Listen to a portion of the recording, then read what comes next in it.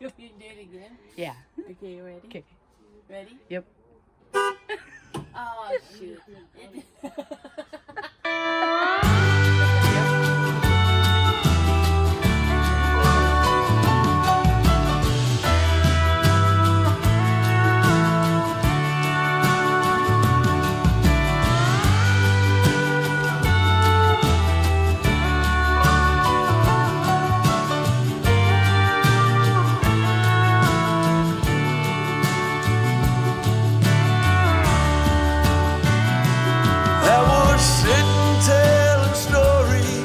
But the night I nearly filled my pockets up with gold. And I wish the same for you. I wish the same for you. And Hey, welcome back to Camper Vibes. I am Blake. And this is my wonderful wife, Michelle, if you're new here. So if you saw in our last video, we got a bus and a bug. Yep, that was our big news that everybody's been waiting for. Blake picked it up yesterday, had a 4-hour drive. Yeah, 4-hour drive down to Houston from where we're at, and then 4-hour drive back in the bus. So special thanks to Dan for tagging along, following behind us, made sure we had no problems coming back, and much appreciated. So we're just sitting here doing some laundry right now, so we kind of wanted this video to be a little catch up, and Blake wanted to talk to you a little bit about the bus. So yeah, we'll let Blake talk. So one of the most difficult things for me was figuring out which bus is best. There's a few different options with regards to the size. Of course, short, medium, long. We got long. There's front engine, rear engine, and then just kind of the regular engine with a hood. We wanted the most space possible because we do have the 5 of us. One thing that I want to touch on is Michelle really, as she said in the last video, really wanted a back garage storage area. So that ruled out the rear engine bus for us. Right, that's important because we weren't going to have any storage for things, so you know that seemed like the best. And with that comes its consequences, as you saw in the last video. It's really loud in the front of the bus when you're driving. But we have to remember that we're not going to be driving every day, all day. You know, you're going to be driving a few hours, sitting, relaxing at your next destination, then driving a few hours in a week, 2, 3, 4, a month, you know, whatever it is. You're not going to always be driving that, so it's not always going to be loud. So that was a risk that we're willing to take with regards to a front engine bus. Okay. Another little tidbit for you, as I mentioned, small, medium, large. Each window on a bus is approximately 2 feet or so, with that metal bar in between. So when you are figuring out how long the bus is that you want to get, just count the windows. We've got a 15 window bus. That is 37 some odd living area space. So, you know, you multiply that 2.5 by 15 and get roughly that area. So just giving you some insight into when you're looking online as to what size the bus is. With regards to looking online, there's a lot of different ways you can go about trying to figure out where to buy a bus. You've got auctions, you've got dealers, you've got Facebook, you know, private parties, all that kind of stuff. Each one comes with their own risk and reward. You know, auctions, was we started thinking about a Skoolie lifestyle a year ago, I think it was. We were looking at auctions, thinking of spending $3 grand or so on a bus. With that comes, you don't know if it's running. It's not checked out beforehand. You know, so you can buy a bus at an auction for $2-3 grand, make it 100 miles down the road, and it's dead. But that same thing could happen at a dealer too. We made it back, so that didn't happen. But it was checked over the day before we bought it. They took it out for a test drive, checked the pressure in the tires. So finding the perfect price, the perfect bus, I think for us really came down to engine and transmission. And let me tell you about those two.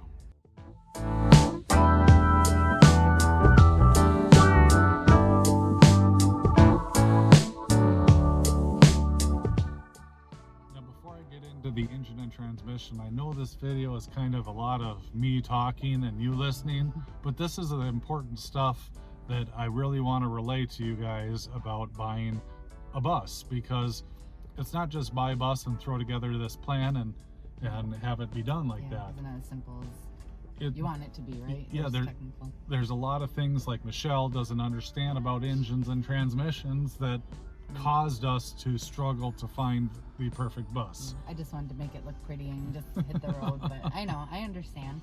Now, I'm no way a mechanical expert, and all the research that I've done, it's been online through Facebook groups and the Skoolie.net community and that kind of stuff. So first I want to talk about transmissions. So most buses, if not all of them, have the Allison transmission, and we've all heard of Allison transmissions, and they are great. There is one, however, that I want to tell you about, and that is the AT545. They mostly come in older buses. They quit using it about 2002, 2003. That thing is not good. It's basically a boat anchor. So if you're looking at a bus with an AT545, run. If you want anything to do with highway driving, anything to do with mountain driving, it's not a good transmission. It's got no downshifting as you're going down or slowing down, no engine braking. And we were really worried about going in the mountains and stuff for sure. So. It's made for bringing kids down a road at 30 miles per hour. That's all it's made for. So any other application, it's going to be junk. So there's a few other transmissions out there. They're Allison, they're good. The MD3060, I believe it is. And yep. And then the MT643. If you see him looking at his phone, he took some notes. I took some notes, yeah. So now for the engines, and this is very controversial. The sun's slowly dipping down.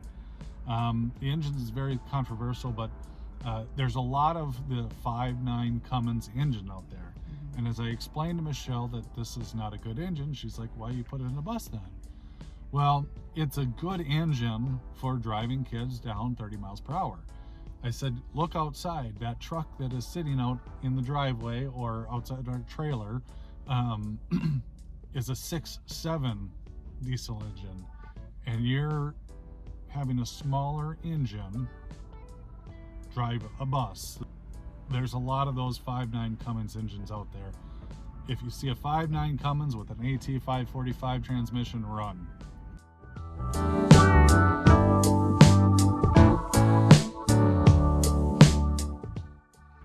So the two best engines that are out there, in my opinion, from the research that I've done, is the 8.3 Cummins, which is a powerful engine, especially with the Allison transmission, and the DT466.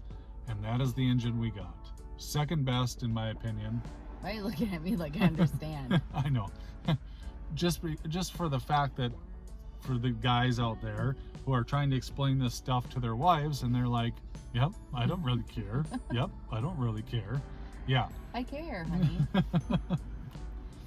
So those two engines with an Allison transmission, that is what I strongly suggest for building your Skoolie, to getting a quality built engine and transmission that'll get you through where you want to go.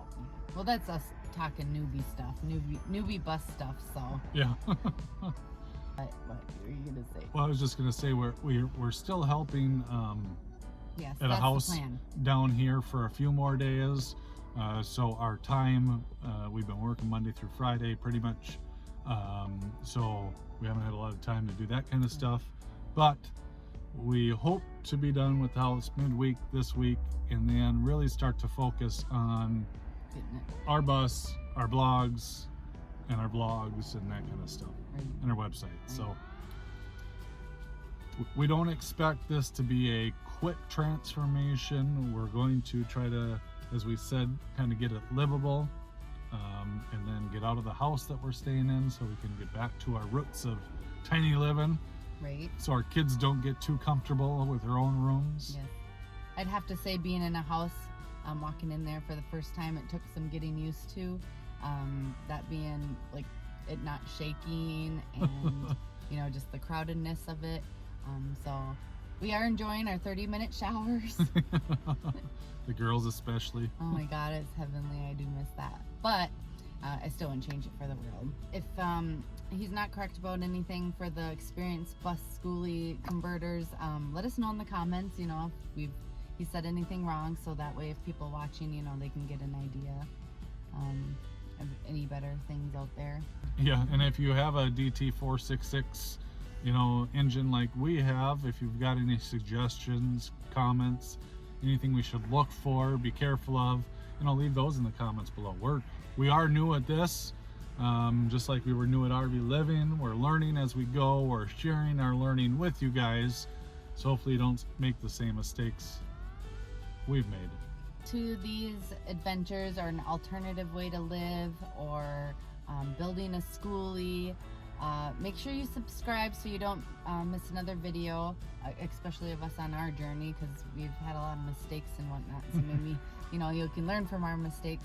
But definitely hit that subscribe button. Also hit that like button. That way YouTube knows that you enjoy watching our channel and others can start seeing it, so we can share, you know, everyone's experience of adventure. Yeah, in the Skoolie lifestyle. Hi Skoolie family! Woohoo! We got some weirdos on the road. He is the weirdo. She is. We're above it. And let us know in the comments if you think we should just change our channel to Skoolie vibes, not camper vibes. Because I don't think camper vibes goes with them. So. Yeah, I think it's fine, but she doesn't. Skoolie vibes. You think everything's fine. There's Yeah, I know, you don't I'm just- care about anything, literally. You could care less if your sock was purple and one was blue. Yeah, I'm just going with the flow, man. 18 years. I really need to do that video. Yeah, you do. Oh, I screwed up. Oh.